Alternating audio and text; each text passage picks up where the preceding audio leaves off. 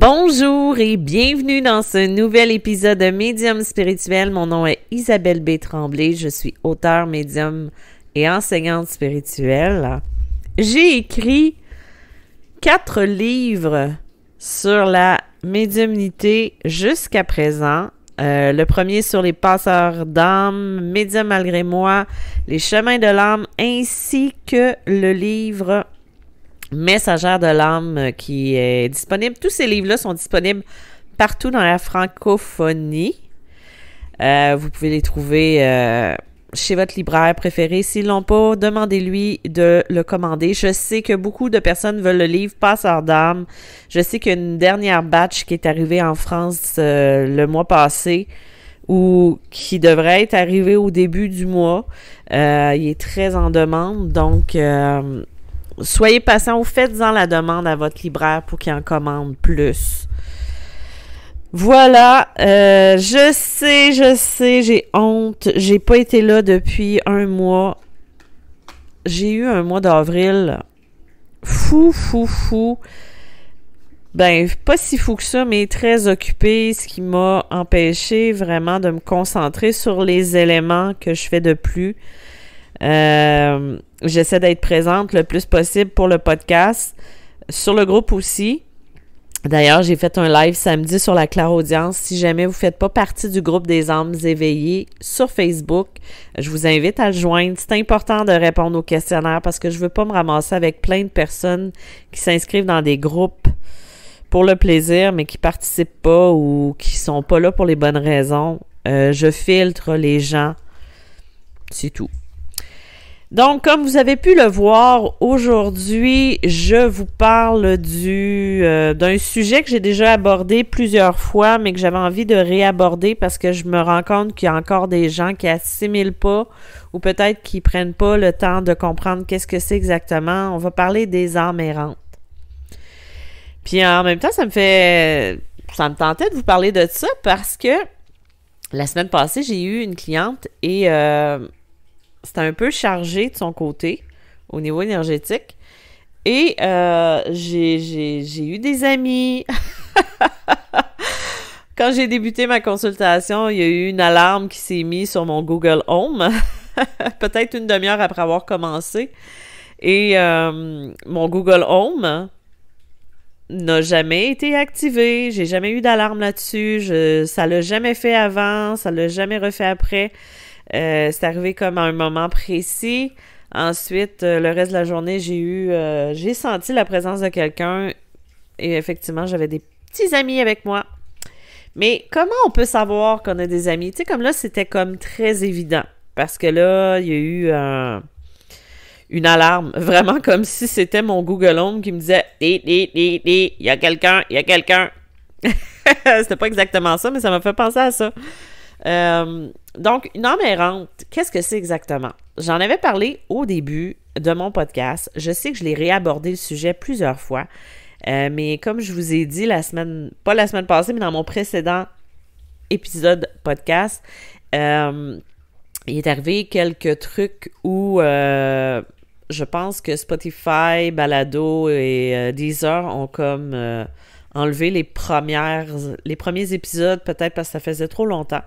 Donc, je vais réaborder ce sujet-là avec vous. Puis peut-être qu'en même temps, vous allez réfléchir sur ce qui se passe chez vous ou à l'intérieur de vous et ça va vous faire des petits clic dans votre tête. Puis là, vous allez dire, peut-être ça serait le temps que je fasse un nettoyage énergétique. D'ailleurs, j'ai une très bonne formation sur la protection et le nettoyage énergétique au niveau de la maison ou même au niveau de soi. C'est sur mon site internet. J'ai eu des bons avis en lien avec ça, puis que c'est très aidant.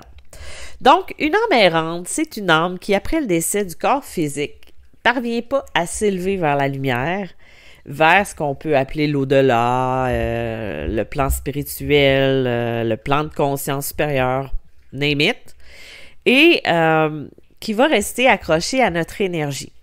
On a les âmes errantes, oui, on a les âmes du bas astral, on a les âmes qui sont dans la lumière mais qui viennent nous voir. C'est facile de se perdre beaucoup là-dedans.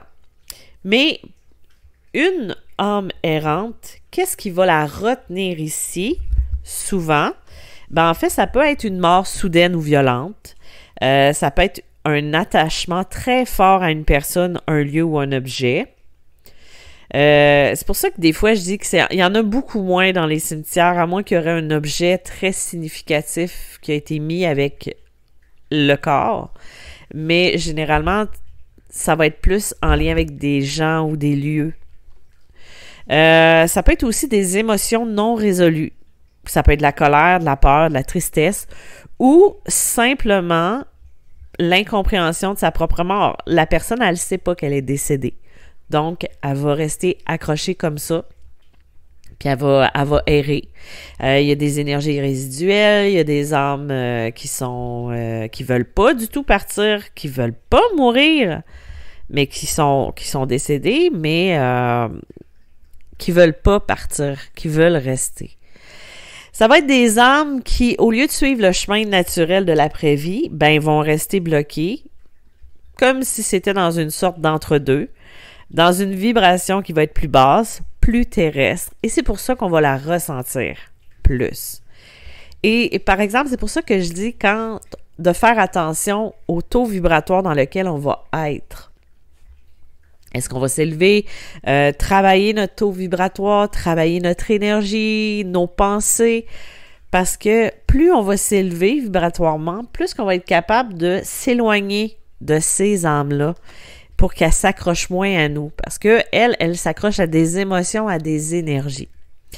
Comment on fait pour reconnaître leur présence? Tu sais, quand ils font pas le petit alarme comme j'ai eu chez nous cette semaine.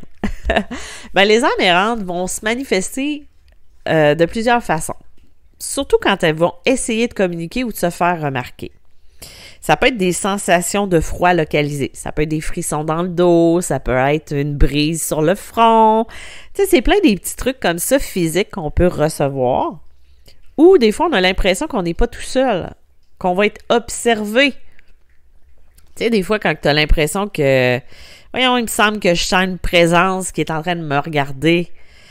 Il peut aussi y avoir des objets qui bougent ou qui tombent sans raison apparente. Tu sais, par exemple, tout est très droit, à moins qu'on ait un chat, là. Tu sais, moi, je sais que Germaine et Camille font bouger des trucs, mais quand il arrive quelque chose puis qu'on sait qu'ils ne sont pas responsables et qu'ils sont même pas proches de où c'est arrivé, on peut commencer à se poser des questions.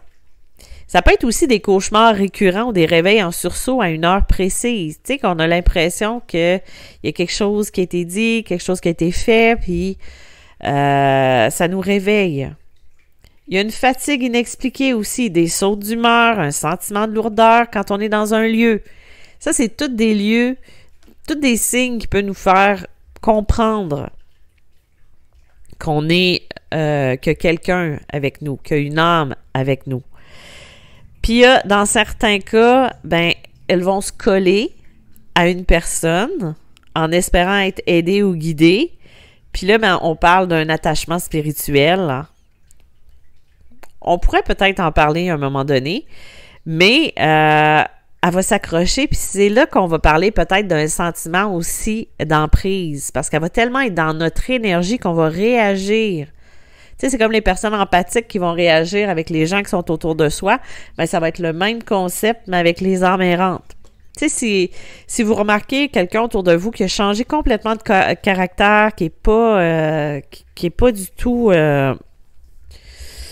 sais, qui est pas du tout dans son état naturel ou qui a des... Tu sais, qui est plus dépressive ou autre. Mais, il faut faire attention. Ce ne sera pas nécessairement des manifestations qui vont toujours être négatives. C'est plus des appels à l'aide. Et quand quelqu'un me dit « Oh, je sais qu'il y a quelqu'un, mais elle me dérange pas. » Oui, elle te dérange. Dans ton énergie, dans ton sommeil. Des fois, tu es tellement habitué d'avoir une âme errante chez toi, tu es tellement habitué d'être fatigué que tu t'en rends même plus compte. Puis tu sais, comment savoir si on est sous l'influence d'une âme errante? J'en ai un petit peu abordé le sujet, mais ce que beaucoup de gens peuvent ignorer, c'est qu'une âme errante peut s'attacher temporairement ou plus longuement à l'énergie d'une personne vivante. C'est comme je venais de parler Tu as l'impression que tu es sous emprise. Ça veut pas dire que tu es possédé, mais ça va créer des interférences dans ton énergie, dans ton équilibre émotionnel, mental ou même physique. Puis les signes qu'on peut voir le plus courant quand une âme errante est accrochée à notre champ énergétique. Épuisement soudain et chronique, cause médicale, sans cause médicale apparente. Tu sais, t'as beau aller voir le médecin, tu comprends pas. Des changements d'humeur inhabituels, des accès de tristesse, de colère qui te ressemblent pas. Tu vas avoir des pensées obsédantes ou négatives qui viennent de nulle part. Ça peut être de tout le temps regarder le même type de film, ça peut être tout le temps d'être intéressé sur un sujet. Ça peut être aussi des troubles du sommeil qui vont te réveiller entre 2 et 4 heures du matin, une sensation de pression, tu vas avoir une perte d'intérêt pour les choses que tu aimais, une sensation de ne plus être toi-même. Ça peut être aussi des comportements compulsifs, des addictions que tu n'avais pas, mais là que ça monte ou que c'est amplifié.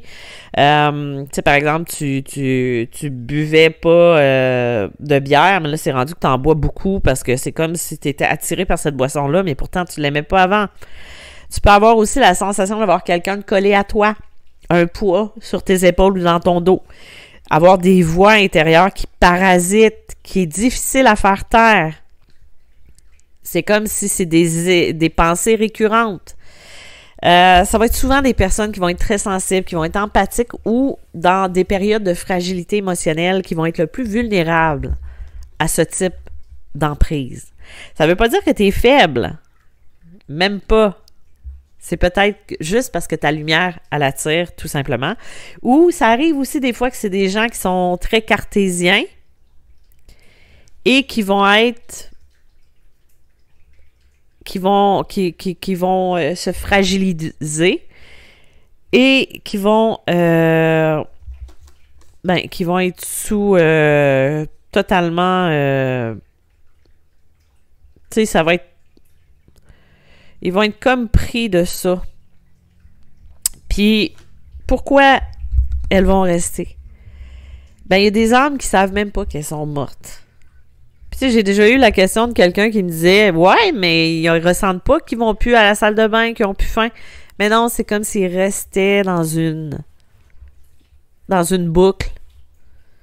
Tu sais, ils ressentent plus rien. Pour elles, c'est comme s'il y a plus de temps. C'est dur à expliquer.